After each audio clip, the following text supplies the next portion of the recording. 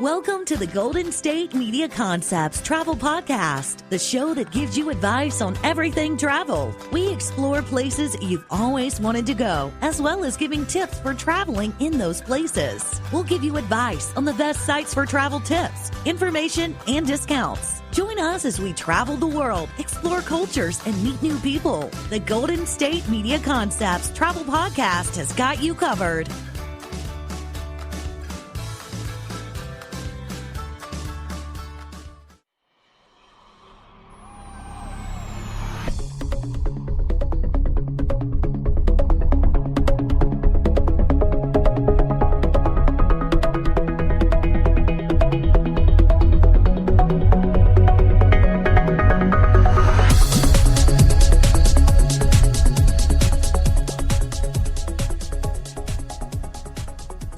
Hello, and welcome to the GSMC Travel Podcast, brought to you by GSMC Podcast Network. I'm your host, Stacey. And I'm your co-host, Sarah. Stacey, where are we going today? We're going to Australia. Yay! Which is kind of weird. Did you plan that? Because by the time this airs, it'll be a while ago, but right. We recently interviewed a guy from Australia for the Health and Wellness podcast. We did, and I didn't plan that, and it just works out really, really well. Nice. We should have asked him about this. I didn't think of it at the time. Maybe it was subconscious. You were already, you didn't realize you picked Australia because you were thinking about Australia for the guy. I don't know. I'm now thinking of the people who are at the destination we're going to talk about doing intermittent fasting. Oh, funny. That's what we interviewed the Australian guy about, intermittent fasting. They totally didn't intend to, I'm sure. We'll get there. Australia, back on topic, sort of. It's definitely high on my list of places I want to go. We did an episode on New Zealand, and if I could do them both in one trip, it would be awesome. I mean, you probably can, but... I'm sure you can. I just would want a lot of time. Yes. Yeah. Yeah, Australia and New Zealand are two that sort of throw me off because it's like... You've got the kind of accent that I can't quite get, and I can't tell the difference between them. I apologize to Australians and Kiwis, and I don't even know if Australians have a term for themselves like Kiwis. But it's like, okay, you speak English, but you're on the total other side of the world and like on the southern hemisphere, so your summer and my summer.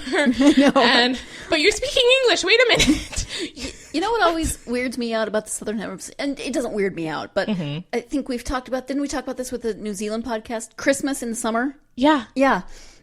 It still kind of boggles my mind. But we were talking to him today, and it was 95 degrees here in Northern California. Right. Ugh, it's way too early. It's the end of May when we're recording this. And I'm thinking, oh, it's fall for him. Right. He was wearing a sweatshirt. I was like, oh, I'm just going to come invite myself to live with you. See, I was just watching him with the sweatshirt thinking, oh my gosh, it's so hot. Well, why? yeah. And it took me a moment to realize, oh, that's right, your season. I was like, why are you wearing a sweatshirt? Stop it, Is dude. your air conditioning going that heavily? But no, that was not the case. So Australia, big, large place. I didn't know this for a couple years, but I thankfully did learn this, while in school. Continent and country. Yes. Huge, large place. Very famous for natural wonders, wide open spaces, beaches. Crocodile Dundee. I don't know if it's famous for that, but And I'm sure in some places, I'm not sure Australia would necessarily be like, yes, that's why you should know us. Right. Also known for the bush and the outback. It is the 6th largest country by land area, comparable to the entire 48 connected United States. Wow. Yeah, Which it does look big. I'm actually amazed that it's only 6th. I thought maybe it would be higher, but I guess... Well, this is what I dislike about the maps and the curving of maps and how it is. Because I would have thought it was like around the size of Texas. But it's around the size of like all the 48. I'm like, what? Yeah, what? That's really misleading. Yeah. So it's a highly urbanized area with most of the population sort of concentrated along the east and eastern coasts. And then there's some cities in the west. And then in between cities, it's just a lot of open area. Right. So if you're traveling from city to city, it's actually very easy to sort of underestimate the distance and be caught off guard with weather and how much water and how much gas you have. Wow. To the point that the government has published a national public toilet map. Nice. Right? That would come in so handy.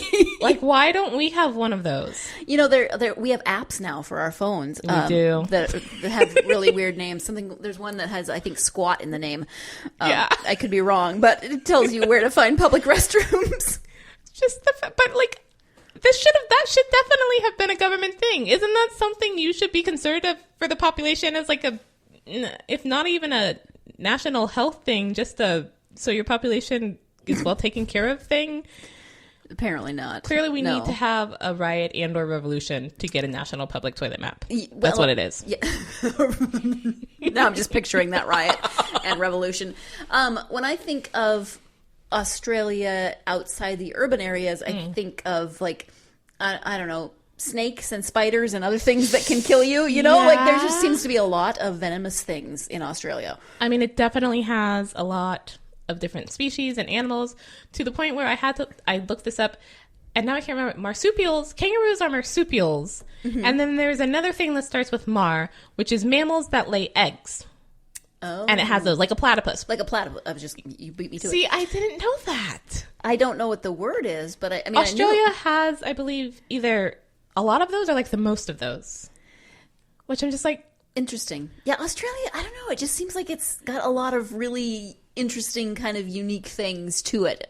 Yes. Well, and because with the human migration throughout time, with the Ice Age and all that, they think that when there was ice, people traveled to Australia, and then as the ice melted and the water rose, it got cut off. And so that's why it's got all these very different animals, because they were allowed to sort of, go and evolve on their own in this separate place that's completely cut off from the rest of the world, and that's why we get strange things. Right. Kangaroos and emus. Oh, yes. And it rhymes. That wasn't on purpose either. So Australia, I also knew about, has a noticeable Aboriginal population. But like most indigenous peoples of the world, definitely lower than it used to be before colonization. Right. But the Aboriginal Australian people maintained a hunter-gatherer culture for thousands of years in association with a complex artistic and cultural life, including a very rich storytelling tradition. Oh, cool. Yeah, I think I knew that somewhere in the back of my head, just from various things that I'd seen or read that so they have an oral storytelling tradition, I imagine, obviously in times before a lot of technology.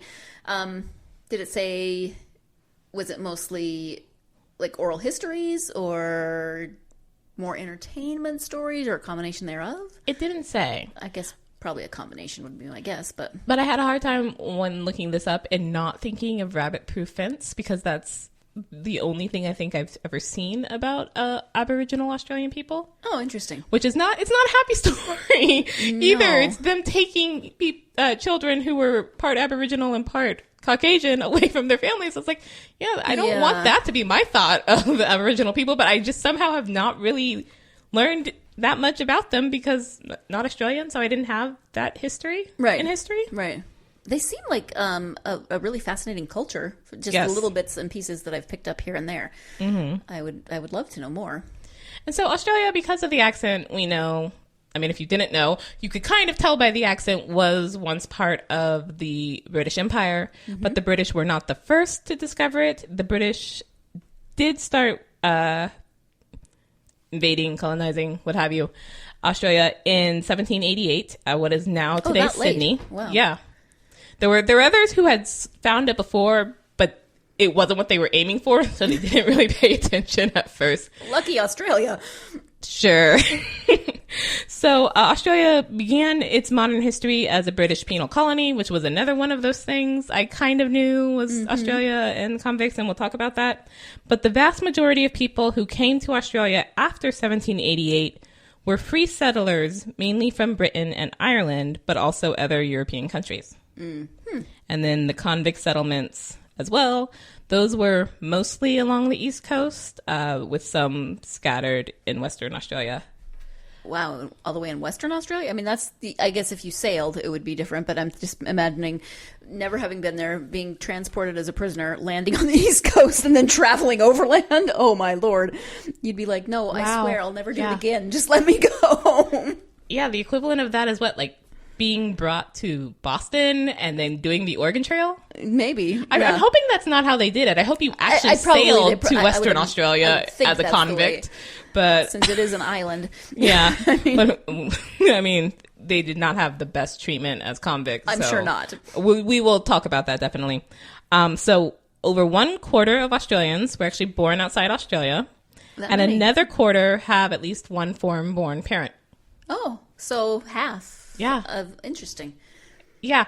I was looking at something and they were talking about sort of where Australian education is going and how it's more interested now in like Asia than the West, the quote unquote West. Mm-hmm. Because it's like right there. Right. Even though, again, you have a British sounding accent, you're throwing me off. I'm confused. You're Britain, but you're actually very close to Asia. And what? Right. Australia, just throwing me all off in all the ways. Stacey. We need to find you an imaginary Australian lover who can clear these things up for you. He needs to explain it to me. Australian, get on it. So Australia and New Zealand have that connection. New Zealand citizens are the only ones who don't require a visa to travel to Australia because lucky them. So maybe I need to also my imaginary New Zealand lover also instruct me, because don't I have one of those already? Didn't I get one? Did you get one when we went to New Zealand? I'm not sure. I think we talked a lot about hobbits. I mean, I'm not going to judge if you have an imaginary New Zealand hobbit lover, but I don't remember that one. I'm not going to touch that. Okay. And we're going to take a short break while Sarah gets her mind off of hobbits. So stay tuned. Not going to happen. Well, I'll hope. Listeners, hope with me that Sarah will stop thinking about hobbits. We'll be right back. Do you want to be healthier, yet you just don't know what to do? All these shows telling you this and that, but nothing seems to work. Well, listen close. Golden State Media Concepts has got something great for you. The Health and Wellness Podcast, dedicated to workout trends, healthy eating habits, diet, and everything about healthy living. Join us in our banters as we help you not just live life to the fullest, but live it to the healthiest.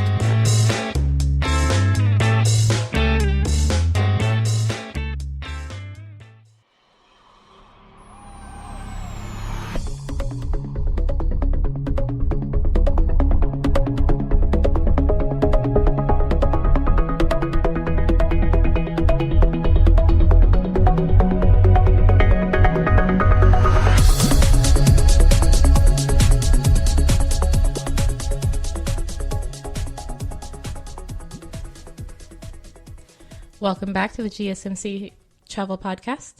So, Australia has this history of criminals. And no hobbits. No, well, I just said that for you. Thank you. Criminals. Let's talk about criminals. I'm just now criminals and hobbits in the same thought. Moving on from that. So, Australia had this history. It was originally set up as a penal colony where Britain shipped its criminals off to Australia, which... Fine, I get that the British Empire was huge, but that just seems an awfully long way to send your criminals. No, and Australia is huge, and the only thing you can think of to do is send criminals to it. Well, I think it's because it's huge and it's, a lot of space, and there's parts of it that are sort of arid and dry, but not all parts of it, and it was probably definitely different from, the British climate. Oh, yeah. And so they're like, we don't know what to do with this. Let's send the criminals. Yeah. We have to send them somewhere. We don't want them in Britain, and we're a tiny island. And I apologize, British people. I don't know the history of why Australia was set up as a penal colony. So if there are any British and or Australian listeners who we have not offended away from this podcast by now, please let us know. Please let us know. Well, what is the history behind that? Because I just didn't get that really in school. Stupid American history teaching. Anyways, so there are actually over 3,000 convict sites in Australia. Wow. But 11 of them have come together to become a UNESCO World Heritage Site, which I love UNESCO things because I like culture. These 11 are it's interesting, and I want to know what was the process behind picking these specific 11, because it's not like, oh, let's just pick all the 11 that are closest to Sydney or whatever. Right. That's not what it is. Some of them are in New South Wales, but then some of them are in Tasmania, which is not actually, I think, physically connected to Australia, but is just off the coast. And then there's like one in Western Australia and one on Norfolk Island. And I'm just like, I wonder if these 11? if it's the ones that are still the best preserved, or if they have something else in common. This is off topic, sort of. But as you were talking about the convicts and, 3,000 convict sites, which is a huge number. It makes Right. me wonder how many convicts actually were sent there. Geez, how much is the population of Britain? I mean, Yeah. it wasn't just Britain, but British Empire, I assume. But and then I wonder how many of them were able to stay. How many of them had families? How many people can trace their ancestry back to convicted. I want to say felons, but that's not right. Convicted convicts? or prisoners who were sent to Australia. I don't know. That stuff just fascinates me. So I did see that for the tracing your family back thing, that can be a little difficult because they didn't really keep proper records for that because they just kind of didn't care Right. you were a convict. So Right. we're not going to really track that too well.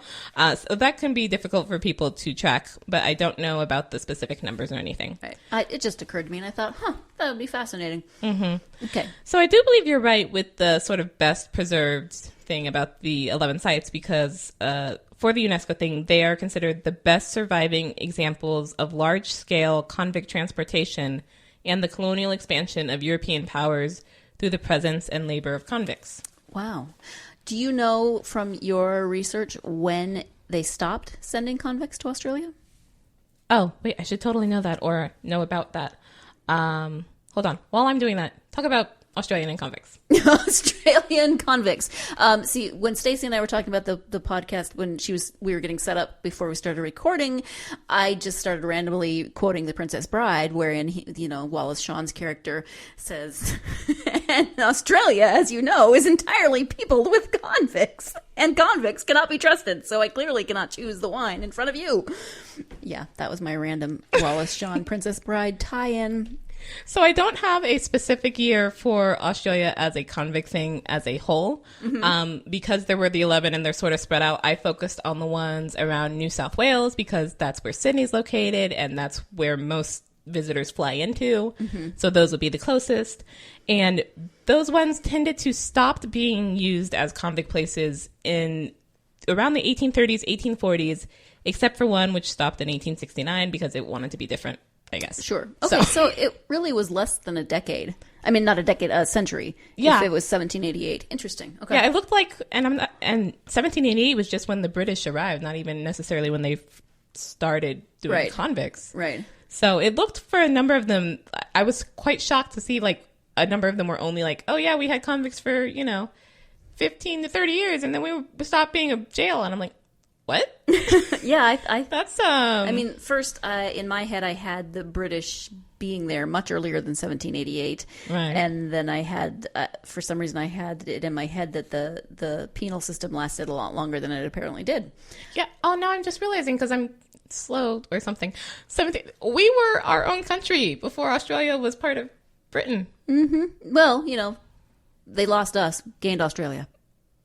Not losing a son, gaining a daughter sort of thing.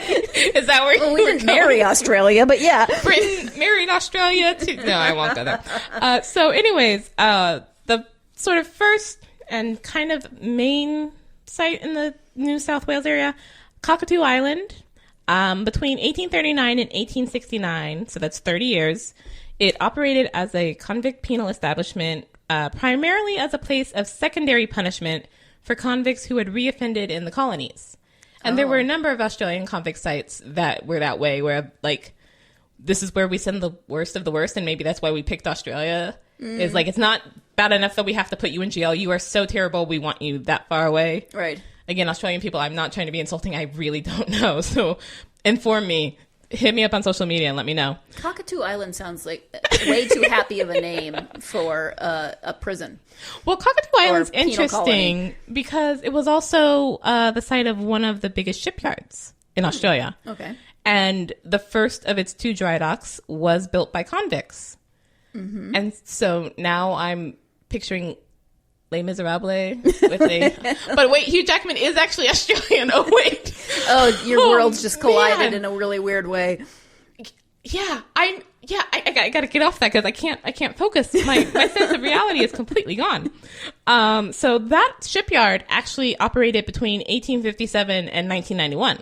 So even long after the convicts, it was like, hey, this is a really great shipyard. Let's keep this going. Sure. But it's one of those things where I wonder how many people while working at the shipyard knew that had been built by convicts. Because I'm sure there are a number of things that in our country have been built by convicts, and I just have no idea. because I wouldn't. Well, and some of that history tends to get sort of like Buried, yeah, or whitewashed, glossed over, yeah, and so we might not know as much as we think we know, or maybe, I don't know. Again, never having been to Australia, maybe they're more open with that history. I'm not really the answer to that. Yeah. So another one is the Great North Road, which is not a building, it's a road. But if you couldn't tell by the name, it was built to link early Sydney with Hunter Valley, and it's actually really amazing, like not architecturally. What do I mean? Engineeringly. Mm-hmm. But it wasn't actually really useful as an actual road because there weren't like a lot of places to feed and water your horses, and it was long, and the weather. So it was like, hey, you built this really amazing thing that we don't actually find useful. So it fell out of disuse for the most part, right? Yeah. And I was feeling very sorry for the convicts. It's like, you went through this hard thing to build this, and then we don't even use it. But on the other hand, do you ever feel like I did a job well done for convict labor? Forced labor. Yeah. I don't know. So there's also the Hyde Park Barracks, which is a museum, and it was designed between 1818 and 1819, originally built to house convict men and boys, and it is now managed by the Historic Houses Trust of New South Wales as a museum open to the public for a modest fee. And I actually looked this up in the pictures, and I'm not sure if this is all Australian convict sites, but according to these pictures, they slept in hammocks. Oh. Which I'm just like, interesting. Well, it saves space. Right? And maybe it's cooler because of the weather. I don't know. It keeps you off the ground with all the venomous things. But, and continuing my thing of let's just think of random Australian people in movies, it made me think of Master and Commander with Russell Crowe with the ship and those people sleeping in hammocks. And then if you died, you got sewn in your hammock. Oh, right. Yeah. So clearly this is not the movie podcast, but I'm just going to evidently, we're going to keep bringing up movies that have anything to do with Australia whatsoever. Exactly. Because that's what we do in life. Although when you said men and boys, it made me think how many women prisoners were sent to Australia? So there were some women, and there were some times where there were women and men at the same place. Oh, I believe the convict on Norfolk Island was one of those places. But then there was also it was called like a factory, a female factory, which was just females. And the island ones especially totally make me think of Alcatraz, if you've ever been to Alcatraz. Because looking at the pictures and, having this thing that's not used anymore but was a prison, and if you go to Alcatraz, they have this audio tour that you listen to, and you listen to it by yourself. So you see all these people sort of milling around and going in and out of cells as whatever their audio tour is going on. But at one point there's a reenactment of a riot that they had. And I just totally kept thinking of that part of the audio as I was looking at these pictures because you see like the prison yard, and the prisons are mostly stone because it was the 1800s. And it's just like, right. Huh. And I mean, there was especially I believe the Norfolk Island one got a terrible reputation and was considered like hell, hell of something. Oh, wow. Because it was, again, for the like ones who had already been bad and then couldn't be, they were considered that they couldn't even be tamed by the regular prison system. So they went to this really bad one, and the people who oversaw it were just usually, there was one who was kind of good, but he was only there for 4 years of its like 30-year history. But mostly they were absolutely terrible and did horrible punishments. And it's just like, a lot of people would rather like die almost, or they went there if like they weren't even scared of death. All right. So they probably sent the worst criminals and the worst, whatever word you would use. Warden? Prison warden. Yeah. Yeah. That sounds like they were probably a lot of sadists that worked there. And now I'm thinking of Shawshank, but I don't know if Shawshank has anyone who's Australian in it. Off the top of my head, I can't say. I can't either. Dang it. I was on a roll. You were close. Well, we're going to take a break, and I will see if Shawshank has an Australian person. We'll be right back. Tired of searching the vast jungle of podcasts? Now listen close and hear this out. There's a podcast network that covers just about everything that you've been searching. Hey! The Golden State Media Concepts Podcast Network is here. Nothing less than a podcast bliss with endless hours of podcast coverage. From news, sports, music, fashion, cooking, entertainment, fantasy, football, and so much more. So stop lurking around and go straight out to the Golden State Media Concepts Podcast Network. Guaranteed to fill that podcast itch. Whatever it may be. Visit us at www.gsmcpodcast.com. Follow us on Facebook and Twitter, and download us on iTunes, SoundCloud, and Google Play.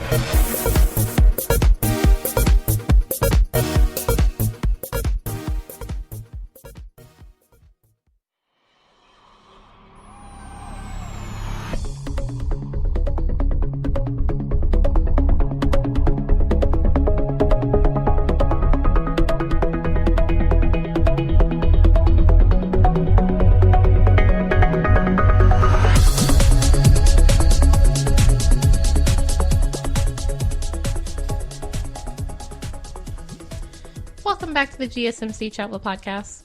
I could not find if there was an Australian person, but I did a very skimming look at Shawshank. Yeah, I don't feel like you tried very hard. Well, I mean, I've seen Shawshank a number of times. It's like, I feel I should know it right away without looking. Right. And so there's like that, I don't know, psychological block of, I'm not going to try because I should know this. And if I don't know it, then I can't. Dang it. Yeah, because that works so well. Plus, it's time for the tip and travel site portion of our It is, podcast. because we need to get away from the depressing Australian convict things. And I've kind of run out of random Australian movie things to tie into this. So yes, let's move on to the tip.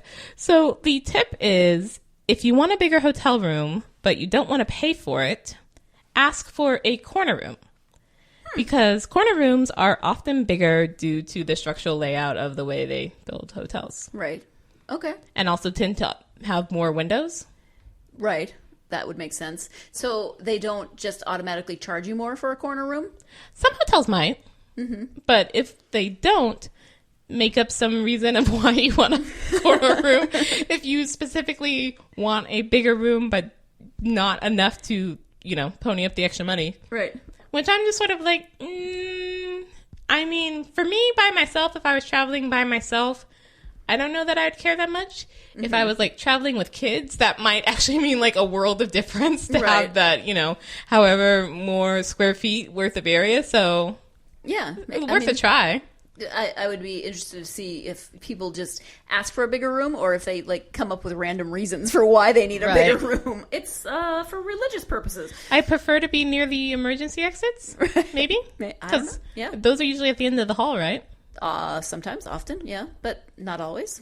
Or be like, I'm very particular about what room I sleep in. Can I see your map? And then pick it like you would pick like a seat at the theater. Nice. I would prefer E14. Thank you. Thank you. That's my room of choice. Yes. And so the site for today is cruisecompete.com. Cruise Compete. C-R-U-I-S-E or C-R-E-W-S? C-R-U-I-S-E. I had to stop and think. Okay. Like cruise on a ship or cruise like working cruise? But those could be on a ship. They could. No. It could be a cruise crew. The cruise that not the crew would be taking. The cruise that you, the traveler, would... I mean, you could possibly be working... Okay, nope.